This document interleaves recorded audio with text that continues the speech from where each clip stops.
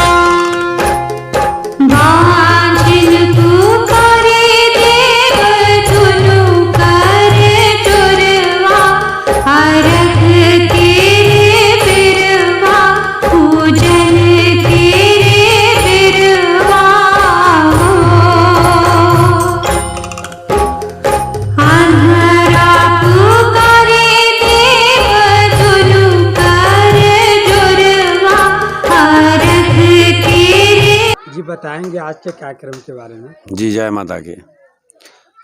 मेरा नाम हो गया जयलाल भाई उर्फ जलंधर गुरु जी। आज का जो कार्यक्रम मेरा रहा, ये छठ पर्व के अवसर पर जो असहाय व्यक्ति है वो लोगों को सहायता देने के संदर्भ में ये प्रोग्राम रखे थे और सभी लोगों को छठ पूजा करने के लिए अर्घ का प्रदान किया गया है, अर्घ वितरण किया गया। जी, ये अर्घ जो काम किए हैं, ये समझ लें कि पूरे विश्व भर में यह छठ पर्व को बहुत ही महान पर्व माना गया है। और इस बीच में आपने इस कार्य करके लगभग कितने लोगों को बांटे होंगे? करीब 550 प्लस 550 लोगों को बीच में है कि यह अर्घ बात कर आप बहुत ही महान कार्य किए हैं जी। तो क्या इसको पीछे मतलब क्या आपका कारण, क्या उद्देश्य है? उद्देश्य यही है कि हम समाज में बदलाव चाहते हैं। हम चाहते हैं कि जो इसी प्रकार से लोग गरीब लोगों को सहायता करें, क्योंकि ज़मीन का कमाई कभी किसी का साथ नहीं जाता है, जो खाता पीता है वही साथ रहता है। तो लोग कमा करके लोग धन के पीछे भाग रहा है, धन कभी किसी को काम में आता नहीं है। वह छत चाहिए, कपड़ा चाहिए, भरपेट भोजन चाहिए, इसके अलावा धन का कोई ज़रूरत नहीं है। बाद बाकी की धन समाज में खर्च करने की ज़रूरत है, असहाय व्यक्ति को पूर्ति करने की ज़रूरत है। जी, तो ये गुरु जी ये जानना चाहते हैं कि आखिर यह कार्य जो किए तो लगभग बहुत ज़्यादा बजट के कार्य किए हैं आप, तो आखिर ये बजट कहाँ से आप ये पूरा कर पाए हैं? ये कोई ख़ास बजट नहीं है, 2-4 लाख रुपया ये बजट में नहीं आता है। हम तो चाहते हैं कि मेरे पूरी जीवन की कमाई समाज के काम में आ जाए, इससे बड़ा मेरा कोई सोच नहीं है।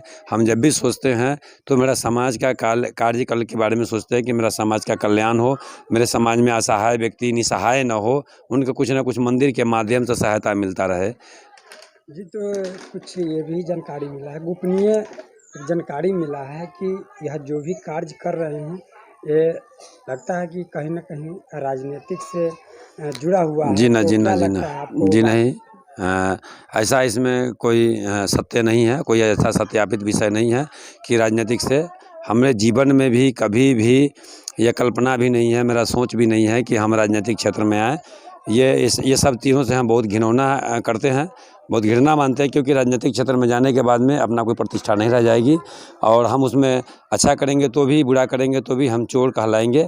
इससे बढ़िया है कि हम साधारण तरीक़ा से अपना मंदिर में माता का सेवा करते हुए गरीब व्यक्ति को, असहाय व्यक्ति को सहायता करते रहें।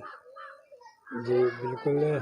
जी। तो गुरुजी एक और जानकारी दे दीजिए कि इस चीज़ को मैं कितने दिन से आप कर रहे हैं ये कार्य को?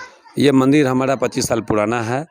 जो मंदिर जो बना रहे हैं, ये मंदिर माँ सती श्री दुर्गा सिद्धि पिंड जगत माता के नाम से बना रहे हैं। ये डुमरी पंचायत में स्थापित है और सदियों से मैं बचपना से माता रानी का सेवा करके आया है। और माँ है क्या, वो जो 5 तत्व से इंसान बना है उसी में भगवान बना है, भगवान का ही स्वरूप इंसान है।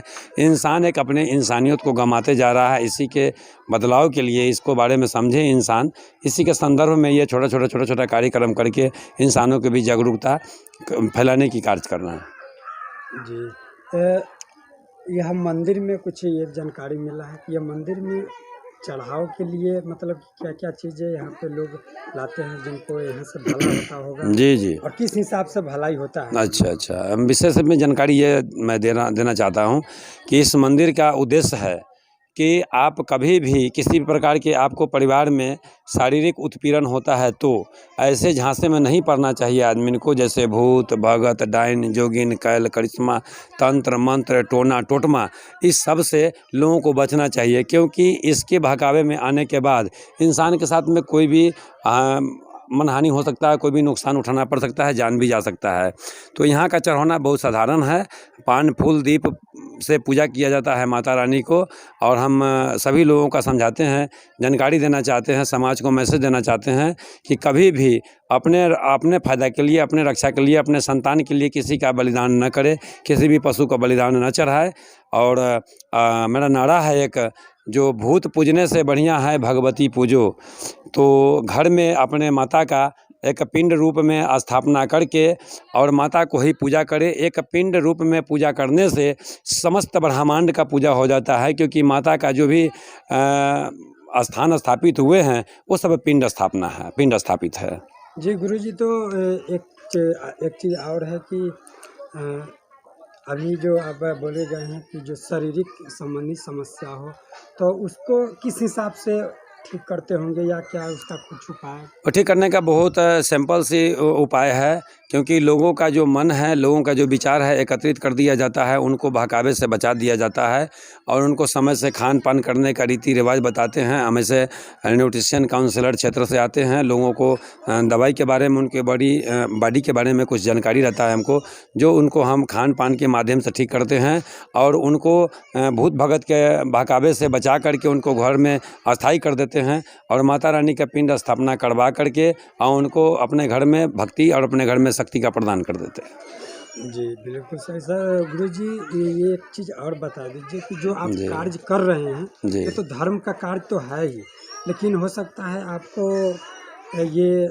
क्योंकि ये किसी से रिलेटिव नहीं है जिसे आप बताएं, या किसी से है रिलेटिव? नहीं, ऐसा कुछ नहीं है। किसी से? नहीं, ये सिंपल बात है कि सिंपल सी विषय है कि हमारे जीवन का ये सबसे बड़ी सपना है, हमारे जीवन का ये सबसे बड़ी उद्देश्य है कि हम जो भी कार्य करेंगे, अपने जीवन का जो भी कमाई करेंगे वह समाज के बीच में खर्च करेंगे, असहाय व्यक्ति को सहायता देंगे। जो बेटी हैं, जो असमर्थ परिवार से आती हैं, उनको हम शादी विवाह में उनको हेल्प करेंगे, बच्चे लोगों का पढ़ाई पे खर्च करेंगे और जिनको वस्त्र की कमी है उनको वस्त्र प्रदान करेंगे, जिनको शारीरिक तकलीफ़ है तो उनको हम दवाई के सजेशन देंगे, दवाई के माध्यम से उनको ठीक करेंगे, उनको अपने तरीक़ा से उनको ठीक करेंगे। यही सब हमारे जो सोच है, यही सब हमारी संकल्प है।